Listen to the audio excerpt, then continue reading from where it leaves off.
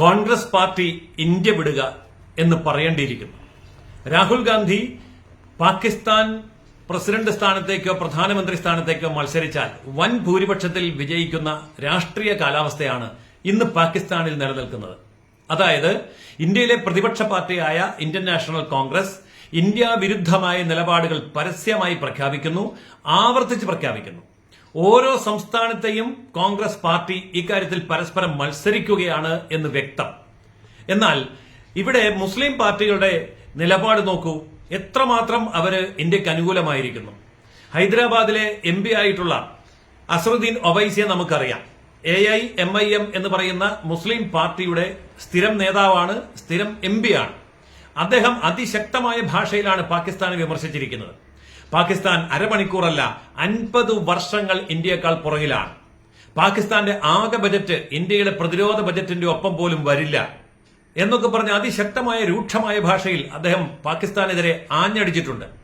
കാശ്മീരിലെ പാർട്ടികൾ, അത് ഒമർ അബ്ദുള്ളയാണെങ്കിലും മെഹബൂബ മുഫ്തി ആണെങ്കിലും ഏത് രാഷ്ട്രീയ പാർട്ടിയാണെങ്കിലും അവിടുത്തെ മുഴുവൻ മുസ്ലിം പാർട്ടികളും പാകിസ്ഥാനെതിരെ അതിശക്തമായ ഭാഷയിലാണ് പ്രതികരിച്ചുകൊണ്ടിരിക്കുന്നത്. പക്ഷേ കോൺഗ്രസ് പാർട്ടി പാകിസ്ഥാൻ അനുകൂലമായി സംസാരിക്കുന്നത് അതിനേക്കാൾ ശക്തമായ ഭാഷയിലാണ്. കർണാടകത്തിന്റെ മുഖ്യമന്ത്രി സിദ്ധരാമയ്യ പറഞ്ഞത് പാകിസ്ഥാനോട് യുദ്ധം ചെയ്യരുത്, സമാധാനമാണ് നമുക്ക് വേണ്ടത്, സംഭവിച്ച കാര്യങ്ങൾ സുരക്ഷാ വീഴ്ചയാണ്.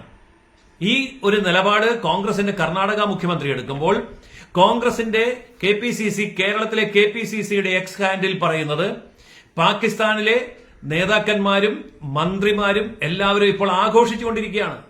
അതായത് ഇന്ത്യയിലെ ഈ നേതാക്കന്മാര് പറയുന്ന വാചകങ്ങളും പ്രസ്താവനകളും ഇന്ന് പാകിസ്ഥാനിൽ ഹിറ്റായിരിക്കുന്നു. ഇവരൊക്കെ വലിയ ജനപ്രിയ നേതാക്കന്മാരായി പാകിസ്ഥാനിൽ മാറുകയാണ്, ഇന്ത്യയിലെ കോൺഗ്രസ് പാർട്ടി നേതാക്കന്മാര്. അപ്പോൾ ഇവർ പറയുന്നത് ഇതൊരു നാടകമാണ്. KPCCയുടെ കേരളത്തിന്റെ കോൺഗ്രസ് പാർട്ടി പറയുന്നത് ഈ നടന്നതെല്ലാം ഒരു നാടകമാണ്. 200 കിലോമീറ്റർ അതിർത്തിക്കുള്ളിൽ വന്ന് കടന്ന് ഇത്രയൊക്കെ കാര്യം ചെയ്യാൻ പറ്റുമോ? അതെല്ലാം കഴിഞ്ഞിട്ട് അവർ പാകിസ്ഥാനിലേക്ക് തിരിച്ചു പോയിരിക്കുന്നു. ഇതെല്ലാം കേരളത്തിലെ കോൺഗ്രസുകാർക്ക് വളരെ വ്യക്തമായിട്ട് അറിയാം.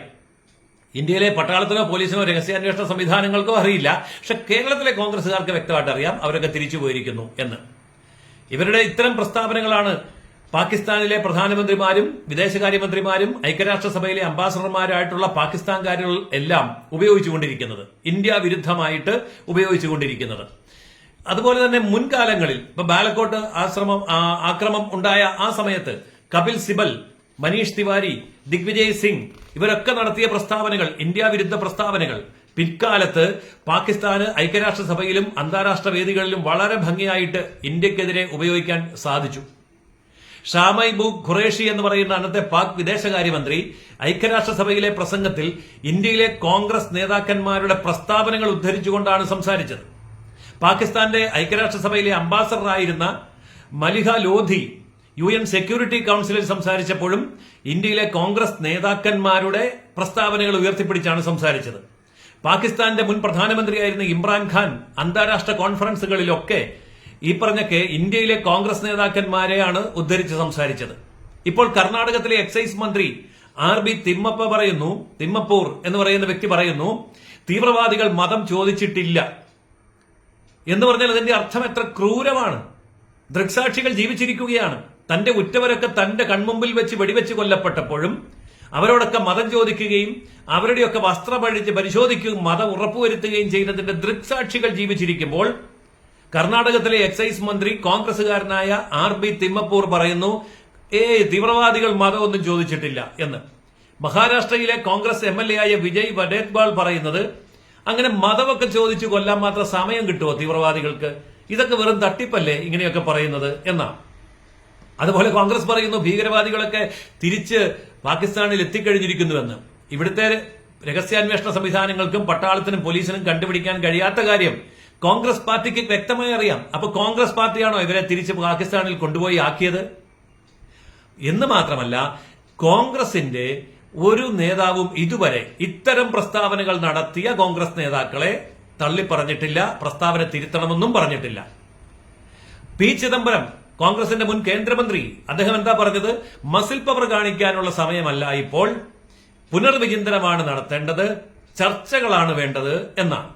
അപ്പോൾ ഈ തരത്തിൽ കോൺഗ്രസിന്റെ എല്ലാ നേതാക്കന്മാരും ഇന്ത്യയിലെ ഓരോ സംസ്ഥാനത്തും ഇരുന്നുകൊണ്ട് ഇന്ത്യ വിരുദ്ധമായിട്ടും പാകിസ്ഥാൻ അനുകൂലമായിട്ടുമുള്ള പ്രസ്താവനകൾ നടത്തുന്നതിന്റെ പിന്നിലെ ചേതോവികാരം എന്താണ്?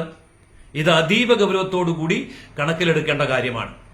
അതുപോലെ ഇന്ത്യക്കകത്ത് ഉള്ള പല മാധ്യമങ്ങളും ഇപ്പോൾ ഇന്ത്യ വിരുദ്ധമായ ഇത്തരം നിലപാടുകളും സ്വീകരിക്കുന്നുണ്ട്. അതായത് ഇന്ത്യയെ അന്താരാഷ്ട്ര വേദിയിൽ പ്രതിസ്ഥാനത്ത് നിർത്താൻ ആവശ്യമായിട്ടുള്ള പണിയാണ് കോൺഗ്രസ് പാർട്ടി എടുക്കുന്നത്. എനിക്ക് പറയാനുള്ളത്, കോൺഗ്രസ് പാർട്ടിയുടെ ഈ നേതാക്കന്മാരൊക്കെ തെരഞ്ഞെടുപ്പിന് മത്സരിക്കാൻ പാകിസ്ഥാനിലേക്ക് പോകൂ.